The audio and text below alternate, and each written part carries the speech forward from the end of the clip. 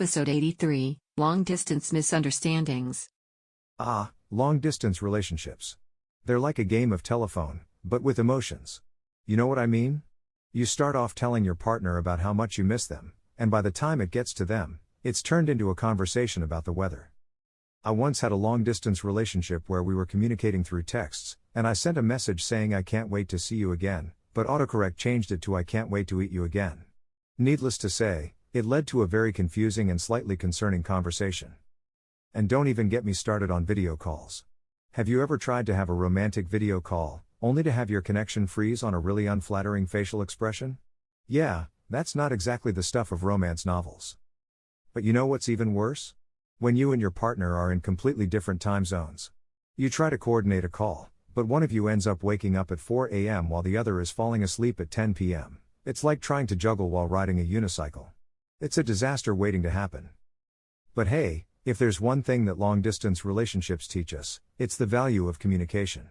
And if you can make it work despite all the misunderstandings and awkward moments, then you know you've found something special. Or at least, something that's worth enduring a little bit of embarrassment and confusion for.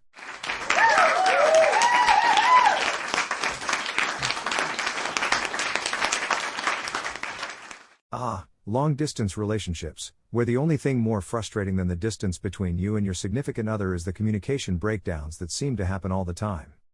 Misunderstandings in long-distance relationships are like landmines. You never know when you're going to step on one and suddenly explode into an argument.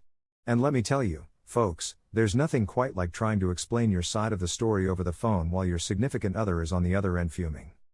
One time, I was on the phone with my long-distance partner, and I was trying to tell them how much I missed them. But instead of saying I miss you so much, I accidentally said, I miss your touch. And let me tell you, folks, that conversation took a turn I wasn't expecting.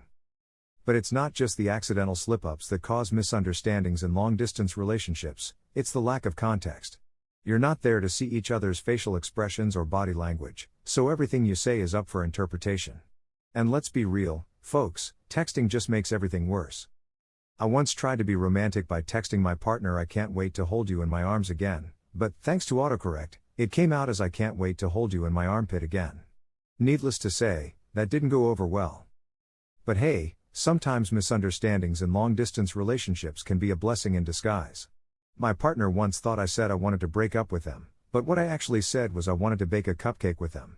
And let me tell you, folks, that cupcake was delicious and saved our relationship. In conclusion, folks, misunderstandings in long-distance relationships are just like mosquitoes, annoying as hell, but sometimes they lead to a sweet surprise. So next time you're on the phone with your long-distance partner, just remember to enunciate and watch out for autocorrect. Thank you and good night.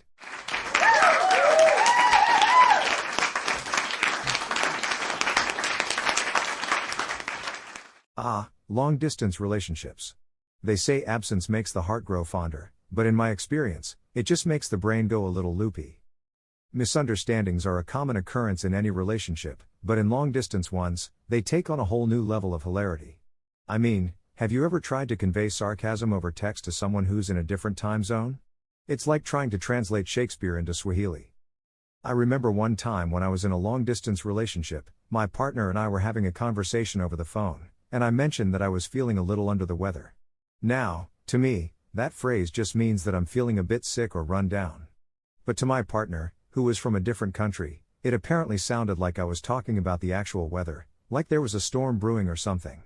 So for the next few minutes, they were frantically checking the weather app on their phone, trying to figure out what I was talking about, while I was just sitting there, feeling confused and amused all at the same time. And don't even get me started on the language barriers. My partner and I spoke different languages, so we often relied on Google Translate to communicate. But let me tell you, that thing is not always accurate. I once tried to tell my partner that I was really excited to see them, but instead, Google Translate turned it into I am very erotic to see you. Needless to say, that led to some awkward moments. But despite all the misunderstandings and miscommunications, I have to say, there was something kind of fun and exciting about being in a long-distance relationship. It was like every conversation was a little puzzle to solve, a little game to play. And when we finally did get to see each other in person, it was all the more sweet because of all the effort we had put in to stay connected. So if you're in a long-distance relationship and you're feeling frustrated by all the misunderstandings, just remember, laughter is the best medicine. And also, Maybe invest in some language classes or a good dictionary.